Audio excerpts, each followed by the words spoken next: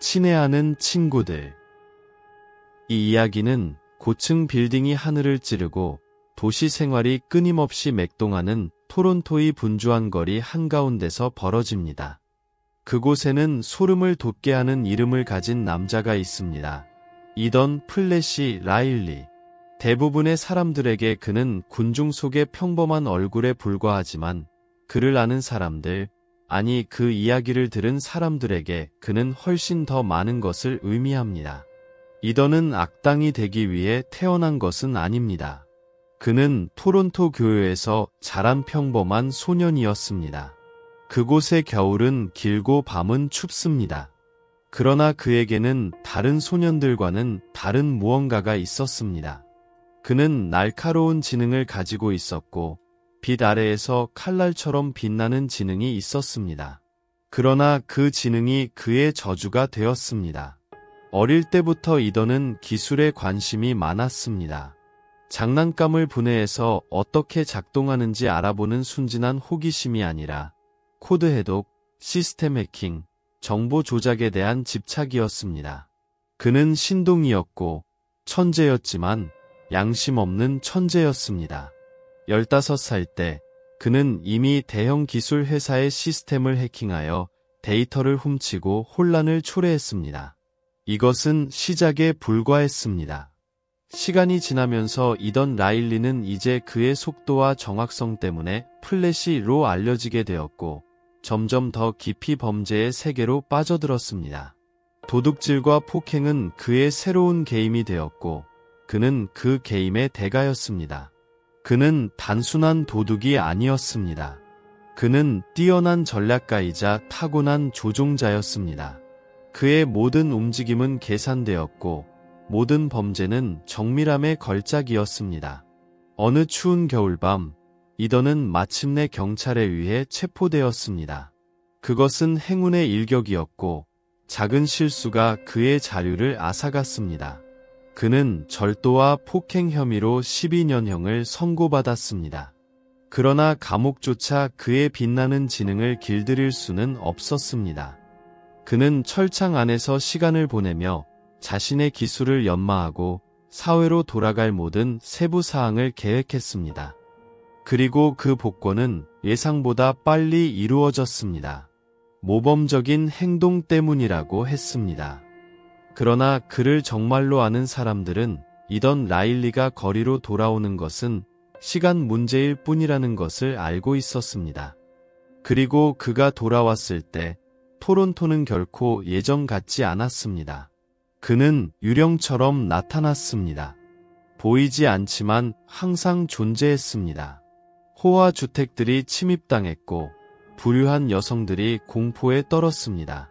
그는 그림자 속에서 움직였고 어둠의 대가로 경찰을 당황하게 만들고 도시를 공포에 빠뜨렸습니다. 이던은 새로운 목표를 가지고 있었습니다. 사치스러운 삶을 자금으로 조달하고 예곡된 그의 마음 속에서 자신을 배신했다고 생각한 사회에 복수하는 것이었습니다. 그래서 이던 라일리, 플래시라는 이름은 두려움의 대명사가 되었습니다. 그는 단순한 사람이 아니었습니다. 그는 힘이었고 모든 것을 파괴할 위협이 되는 폭풍이었습니다. 그리고 토론토가 잠든 동안 그는 계속해서 잠복해 있었고 항상 한 발 앞서 있으며 다음 공격을 준비하고 있었습니다. 상상해 보세요. 전통과 현대가 만나는 토론토의 장엄한 도시 풍경을.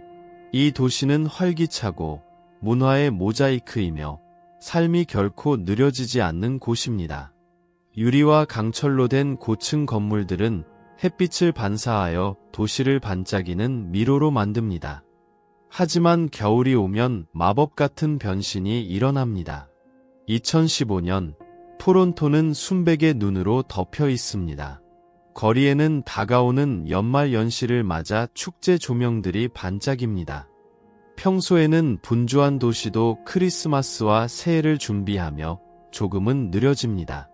겨울 시장은 활기가 넘치고 아인, 수공예품, 크리스마스 별미를 파는 노점들이 늘어서 있습니다. 아이들은 눈사람을 만들고 커플들은 반짝이는 조명 아래 아이스 스케이트를 탑니다. 그러나 이 매력적인 풍경에서 멀지 않은 곳에 어두운 대조가 있습니다.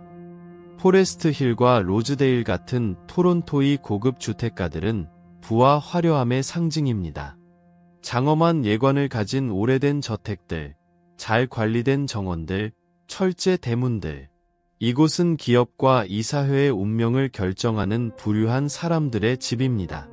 그러나 이 우아한 벽 안에는 점점 커지는 두려움이 있습니다.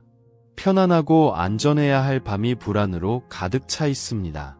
소셜 모임과 엘리트 클럽에서 속삭여지는 소문들, 이야기가 있습니다. 날렵하고 양심 없는 도둑 유령이 숨어 다니며 이 저택들을 쉬운 목표물로 만들고 있다는 것입니다. 눈으로 덮인 토론토는 손에 잡힐 듯한 긴장을 숨기고 있습니다. 기쁨을 가져다 주어야 할 크리스마스 조명은 더 음산한 빛으로 반짝이는 것 같습니다. 안전하다는 느낌은 착각에 불과하며 깊은 불확실성의 호수 위에 얇은 얼음층 같은 것입니다. 그리고 도시가 잠든 동안 이더는 준비를 합니다. 그는 관찰하고 분석하고 계획합니다. 그에게 이 축제적이고 태평한 도시는 그의 범죄 예술을 정밀하게 수행할 수 있는 사냥터, 놀이터에 불과합니다. 연말연시는 평화와 축하의 시간이지만 감시와 두려움의 시기로 변합니다. 밤은 길고 어둡고 모든 그림자는 잠재적인 위험을 품고 있는 것 같습니다. 부유한 사람들은 문을 일찍 닫고 자물쇠를 2번 확인하지만 그들의 재산을 맴도는 유령을 막기에는 아무것도 충분하지 않습니다. 이 얼어붙은 대도시의 중심에서 빛과 어둠 사이에서 토론토는 자연이 아닌 한 남자가 가져올 두려움과 불확실성의 폭풍을 마주하게 됩니다. 밝고 왜곡된 그의 마음은 도시를 그의 게임판으로 만들 위협을 가하고 있습니다. 다음과 같은 남자를 상상해 보세요. 그의 마음은 어둠과 천재성이 얽힌 미로이며 각 생각은 복잡한 계획과 집착의 그물입니다. 그 남자는 바로 이던 플래시 라일리입니다. 그의 동기를 이해하려면 복수와 권력에 대한 욕망이 위험하게 얽힌 그의 정신 깊숙이 들어가야 합니다. 이던은 항상 남달랐습니다. 어릴 때부터 그는 세상을 경멸과 우월감의 렌즈로 보았습니다. 사회는 그에게 실패한 구조였고 이성과 불평등으로 가득 차 있었습니다. 그는 부자들을 기생충으로 보았고 노동자 계급의 생명을 빨아먹으면서 높은 담장과 가식적인 미소 뒤에 자신의 결점과 악덕을 숨기고 있다고 생각했습니다. 그가 5년을 보낸 감옥은 그를 무너뜨리지 않았습니다. 오히려 그의 왜곡된 시각을 굽혔습니다. 그는 감시하고 배웠으며 경비원, 죄수, 시스템에 관한 모든 세부 사항을 흡수했습니다. 그는 뜨거운 증오와 세밀한 계획을 품고 감옥에서 나왔습니다. 이던에게 자유는 새로운 기회였고 자신만의 정의를 그릴 수 있는 빈 캔버스였습니다. 그의 목표는 단순하고 치명적이었습니다. 그의 시각에서 처벌받아 마땅한 사람들을 공격하는 것이었습니다. 부유한 여성들, 그가 경멸하는 사회의 상징들이 그의 목표가 되었습니다. 단지 돈 때문만은 아니었지만 사치스러운 생활이 그를 끌었습니다. 그것은 통제, 그리고 희생자들의 눈에서 공포를 볼 때 오는 권력의 느낌 때문이었습니다. 그는 그녀들이 그가 느꼈던 무력감을 1000배로 느끼기를 원했습니다. 이더는 부유한 여성들이 침묵을 선택할 것이라고 믿었습니다. 그들은 폭로와 스캔들을 두려워했습니다.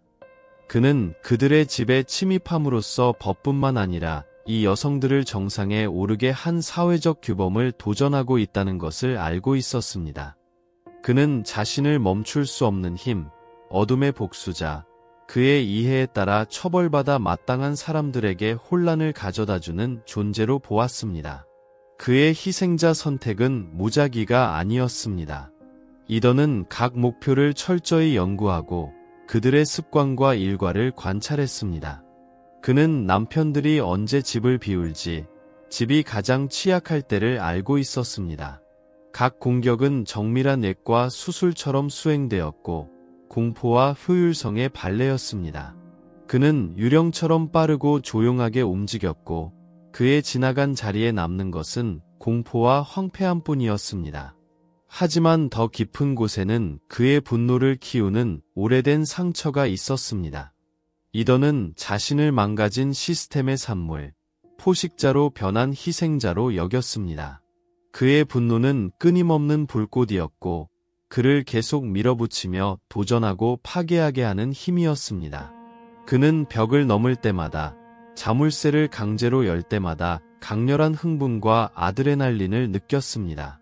그에게 외부 세계는 무대였고 그는 비극적이고 폭력적인 연극의 주연이었습니다. 각 장면은 최대한의 충격을 주기 위해 계획되었습니다. 이렇게 해서 이던 플래시 라일리는 단순한 사람이 아니라 무정부와 복수의 상징이 되었습니다. 그는 자신의 지성과 증오를 이용해 토론토의 엘리트와의 고독한 전쟁을 벌이는 암흑 세계의 주인이었습니다. 그는 그림자 속에 숨어있는 악몽이었고 그의 혼돈과 통제 욕구가 만족될 때까지 멈추지 않을 포식자였습니다. 이던 플래시 라일리가 추운 겨울 아침에 교정센터 문을 나섰을 때 토론토는 그를 기다리는 듯 보였습니다. 부드럽게 내리는 눈은 조용하고 거의 평온한 풍경을 만들었지만 이던의 마음 속에서는 폭풍이 휘몰아쳤습니다. 그는 5년 전 감옥에 들어갔던 무모한 젊은이가 아니었습니다. 그는 진화했고 자신의 기술을 연마했으며 증오를 정제했습니다. 도시는 다가올 일을 준비하지 못했습니다. 자료의 천며칠 동안 그는 관찰에 전념했습니다. 그는 그림자처럼 토론토 거리를 돌아다니며 보이지 않지만 모든 세부 사항에 주의를 기울였습니다. 그는 보안 패턴, 경찰의 순찰 시간, 부유한 지역 주민들의 행동을 연구했습니다. 모든 정보는 그가 무자비하게 조립하는 퍼즐의 조각이었습니다. 그의 첫 침입은 포레스트 힐의 한 저택에서 일어났습니다. 그곳은 부가 과시되는 동네였습니다. 그는 완벽한 밤을 기다리며 참을성 있게 기다렸습니다. 어둠이 깊고 눈이 모든 소리를 억누르는 밤, 운동선수처럼 쉽게 높은 담장을 넘으며 그는 유령처럼 그 집에 들어갔습니다. 평범한 도둑들을 좌절시켰던 보안 카메라는 그의 기술 앞에서 무용지물이었습니다. 그는 빠르고 목적의식 있게 움직였고 음악가가 악기를 다루듯 경보 시스템과 감시 장치를 해제했습니다. 집안에서 그는 첫 번째 목표를 찾았습니다. 성공한 여성 사업가가 아무런 위협도 느끼지 않고 평화롭게 잠들어 있었습니다. 이더는 차가운 칼끝을 그녀의 피부에 대며 깨웠을 때 양심의 가책을 느끼지 않았습니다. 협박의 말은 필요 없었습니다. 그녀의 눈에 비친 공포가 충분했습니다. 몇 분 만에 그는 보석, 돈, 기타 기중품을 훔쳐 도움을 청하기도 전에 사라졌습니다.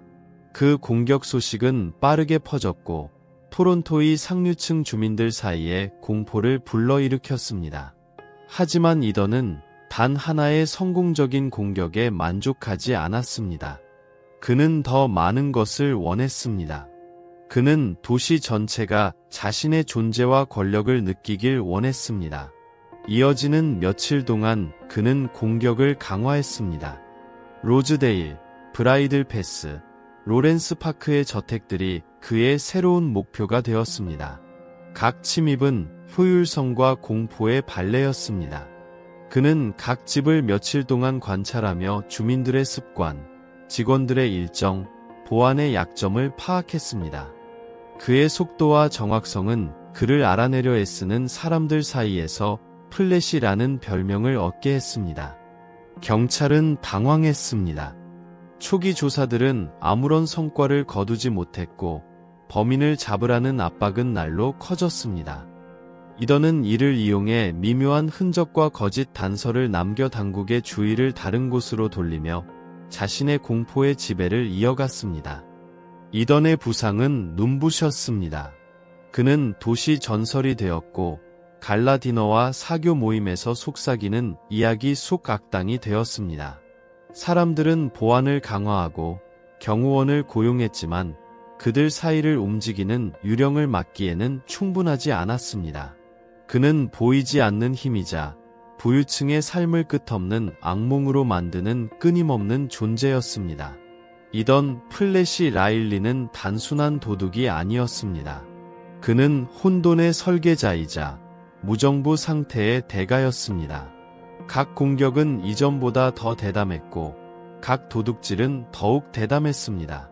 그는 모든 것을 계획했으며 옛과 의사처럼 세밀하게 실행했습니다. 그리고 토론토가 그의 그림자 아래 떨고 있을 때 이더는 매 순간을 즐겼습니다. 공포에 질린 표정, 그가 밤속으로 사라질 때의 안도의 한숨까지도.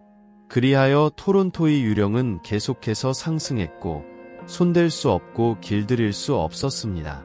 도시는 그의 조용하고 무자비한 분노로 인해 끊임없는 경계 상태에 빠졌고 가장 강력한 사람들조차 그의 분노에서 안전하지 않았습니다. 토론토 도시는 마비 상태에 빠졌습니다. 이던 플래시 라일리가 저택들을 하나씩 침입하면서 차가운 밤을 악몽으로 바꾸었습니다. 신문들은 각 공격을 과장하며 공포와 불안감을 증폭시켰습니다. 경찰은 명예를 걸고 노력했지만 이더는 항상 한 발 앞서 있었습니다. 그러다가 아무도 예측하지 못한 사건이 발생했습니다. 새해 전날 밤, 화려한 파티와 성대한 축하를 약속하는 밤이었습니다. 토론토의 엘리트들은 브라이들 패스에 위치한 찰스 렌트워스의 저택에 모였습니다. 찰스 렌트워스는 그의 부와 영향력으로 유명한 거물이었습니다. 그 파티는 럭셔리의 극치였습니다. 샴페인이 흘러넘치고 음악이 울려 퍼지며 홀은 화려한 장식으로 가득했습니다. 그러나 웃음과 과시 뒤에는 뚜렷한 긴장감이 있었습니다. 모두가 플래시가 언제든지 공격할 수 있다는 것을 알고 있었습니다. 보안은 최고 수준이었습니다. 경비원들이 땅을 순찰하고 감시 시스템이 구석구석을 모니터링하며 손님들은 계속 경계했습니다. 하지만 이더는 그의 뛰어난 두뇌와 굳은 결단력으로 이미 침입 계획을 세웠습니다. 그는 저택을 직접 공격하지 않을 것이었습니다. 대신 파티의 혼란을 자신의 이점으로 활용할 것이었습니다. 자정 몇 시간 전 손님들이 축제에 몰두하고 있을 때 이더는 몇 달 전에 발견한 지하 경로를 통해 저택에 잠입했습니다. 오래된 터널은 저택의 지하실로 직접 연결되어 완벽하고 예상치 못한 접근을 제공했습니다. 그는 지하에서 나와 그림자 속을 능숙하고 빠르게 움직였습니다. 저택에 들어서자 그는 정교하게 경보와 카메라를 해제했습니다. 그의 목표는 단순히 도둑질이 아니었습니다. 권력자들을 그들의 영역에서 굴욕을 주는 것이었습니다. 그는 조용히 위층으로 올라갔습니다. 거기에는 가장 귀중한 금고와 보석들이 보관되어 있었습니다. 하지만 이번에는 이더니 혼자가 아니었습니다. 경찰은 공격 가능성을 예상하고 손님들 사이에 위장 요원을 배치하고 수상한 활동을 모니터링했습니다. 이더니 저택 안에서 움직이기 시작하자 숨겨진 경보 신호가 작동하여 당국에 그의 존재를 알렸습니다. 조용한 포위망이 저택 주위에 형성되기 시작했지만 이더는 여전히 임무에 몰두하여 다가오는 위험을 알아차리지 못했습니다. 주홀에서는 자정을 향한 카운트다운이 시작되었습니다. 10, 9, 8... 갑자기 불이 꺼지며 파티는 어둠에 휩싸였습니다. 놀람과 공포의 비명소리가 홀을 울렸습니다. 이더는 뭔가 잘못되었음을 깨닫고 도망치려 했지만 모든 길이 막혀 있었습니다. 불이 다시 켜졌을 때 공포 대신 긴장된 평온이 자리했습니다. 경찰이 모든 곳에 있었고 그를 포위하고 있었습니다. 홀 중앙에 갇힌 이더는 패배한 것처럼 보이지 않았습니다. 어두운 미소를 지으며 손을 들어 올리며 그의 마지막 말이 큰 홀에 울려 퍼졌습니다. 드디어 너희들이 날 잡았군. 이던 플래시 라일리의 체포는 토론토 도시에 지울 수 없는 흔적을 남긴 극적인 사건이었습니다. 손님들은 처음에는 공포에 질렸지만 이제는 안도와 불신이 섞인 시선으로 그를 바라봤습니다. 그들의 밤을 공포로 몰아넣던 유령이 마침내 정체를 드러냈습니다. 이던이 구금되어 끌려갈 때도 그의 눈에는 차가운 계산적인 눈빛이 있었습니다. 잡힌 상태에서도 그의 눈에는 승리의 빛이 어리어 있었습니다. 그의 공포와 무정부 상태의 유산이 쉽게 잊혀지지 않을 것임을 알고 있었던 것입니다.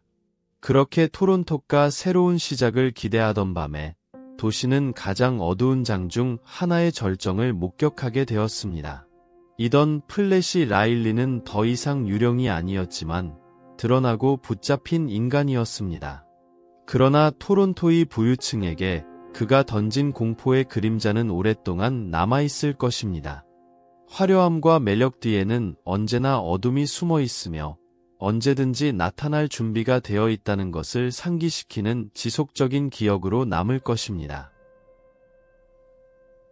어두우면서도 활기찬 토론토의 배경 속에서 이던 플래시 라일리의 공포가 들불처럼 번져갔습니다. 이 긴장된 추격전에서 중요한 역할을 맡은 여러 인물들이 등장했습니다. 먼저 찰스 렌트워스는 그의 저택이 이 이야기의 절정을 맞이한 무대가 된 거물입니다. 찰스는 권력과 통제에 익숙한 사람이었습니다. 그의 재산은 현명한 투자와 냉혹한 비전으로 쌓아올린 것이었습니다. 그는 비즈니스 세계에서 존경받고 두려움의 대상이었습니다. 공격이 시작되었을 때 찰스는 단순히 보안을 강화하는 데 그치지 않았습니다. 그는 자신의 영향력을 이용해 경찰과 보안 요원들에게 도전적인 침입자를 잡도록 압박했습니다. 그러나 그의 강경한 내면 뒤에는 아내와 자녀의 안전을 걱정하는 취약한 면이 있었으며 이던은 이를 정확히 파고들었습니다. 찰스의 곁에는 그의 아내 빅토리아 렌트워스가 있었습니다. 빅토리아는 우아함과 강인함을 겸비한 여성이었습니다. 그녀는 아이들이 태어난 후 필란트로피와 예술에 헌신하기로 한 전직 임원이었습니다. 지혜롭고 통찰력 있는 그녀는 친구들과 이웃들 사이에서 커져가는 공포를 느꼈습니다. 많은 사람들과 달리 그녀는 숨기만 하지 않았습니다. 가족과 지역사회를 보호하기 위해 빅토리아는 비밀리에 경찰과 협력하여 내부자가 알 수 있는 피해자들의 행동 패턴에 대한 통찰을 제공했습니다. 그녀의 역할은 이던을 잡는 작전을 구성하는 데 매우 중요했습니다. 법 집행 기관에서는 토론토 경찰의 베테랑 형사 올리비아 마르티네즈가 두드러졌습니다. 올리비아는 끈기와 날카로운 직감으로 유명했습니다. 첫 공격 이후 그녀는 이 사건이 다른 것과 다르다는 것을 직감했습니다. 이던은 평범한 범죄자가 아니었습니다. 그의 접근 방식은 치밀하고 거의 예술적이었습니다. 올리비아는 이 사건에 깊이 몰두하여 이던의 패턴을 연구하고 그의 움직임을 예측했습니다. 새해 전야 렌트워스 파티에 위장 요원을 투입하는 아이디어는 그녀의 생각이었습니다. 이는 위험한 조치였지만 결정적이었습니다. 올리비아와 함께 일한 점고 뛰어난 IT 분석가 맥스 코엔도 있었습니다. 맥스는 컴퓨터 천재였으며 이제는 자신의 해킹 능력을 선한 일에 사용했습니다. 그는 끊임없이 일하며 도난당한 장치를 추적하고 소셜미디어를 모니터링하며 실시간 데이터를 분석했습니다. 그의 전문 지식 덕분에 경찰은 그 운명적인 밤에 이던의 움직임을 추적할 수 있었습니다. 맥스와 올리비아는 현장 경험과 기술 지식을 결합하여 악당을 상대하는 효과적인 팀을 이루었습니다. 이던을 쫓는 영웅들 외에도 사건의 전개에 직간접적으로 영향을 미친 피해자들이 있었습니다. 그중 한 명은 줄리아 암스트롱이라는 젊은 사교계 명사로 그녀의 집이 침입당했습니다. 줄리아는 공격으로 인해 트라우마를 겪었지만 단순한 희생자에 머무르지 않았습니다. 그녀는 자신의 위치를 활용하여 부유한 지역 주민들 사이에서 보안 효의와 위원회를 조직하고 당국에 압박을 가하고 이던을 잡기 위한 자원을 동원했습니다. 마지막으로 클레어 듀부아라는 프랑스 비밀 요원이 중요한 역할을 했습니다. 클레어는 자신의 지능과 용기로 위험한 역할을 받아들였습니다. 공항에서 순진한 피해자인 척하며 함정 작전에 참가한 그녀의 연기는 작전의 성공에 필수적이었습니다. 이 부차적 인물들은 각자의 이야기와 동기, 행동을 통해 이던 플랫이 라일리의 몰락으로 이어지는 복잡한 사건의 그물을 짜냈습니다. 그들은 어둠 속의 빛이었으며 그들의 삶은 권력과 복수에 집착한 남자의 어두운 손길로 인해 돌이킬 수 없이 바뀌었습니다. 그들의 노력은 토론토에서 잊을 수 없는 극적인 대결로 이어졌습니다. 토론토의 평온한 겉모습 뒤에 도시가 두려움 가득한 한 해를 마무리하며 새해를 맞이할 준비를 하던 중 예상치 못한 일이 벌어지기 시작했습니다. 거리는 축제 조명으로 장식되어 있었고 눈이 부드럽게 내려 도시를 하얀 망토로 덮었습니다. 그러나 이 고요한 표면 아래 이던 플랫이 라일리의 운명은 극적인 전환을 맞이하려 하고 있었습니다. 이던은 이제 경찰의 구금 상태에서 최고보안 등급의 감옥으로 이송되고 있었습니다. 신문들은 그의 체포를 도시의 고통을 덜어준 승리로 보도했습니다. 그러나 교도소로 가는 길에 매복 공격이 발생했습니다. 가면을 쓴 무장 범죄자들이 고립된 다리에서 경찰 호송대를 가로막고 폭발물을 터뜨려 접근로를 차단했습니다. 정밀한 군사 작전처럼 공격자들은 차량을 무력화시키고 경찰관들을 제압하여 순식간에 이던을 해방시켰습니다. 이던은 혼란스러웠지만 감사한 마음으로 비밀 은신처로 이동되었습니다. 그곳에서 그는 까마귀로만 알려진 그룹의 리더를 만났습니다. 이 수수께끼 같은 인물은 이던의 범죄 경력을 흥미롭게 지켜보았고 그의 대담함과 지능을 높이 평가했습니다.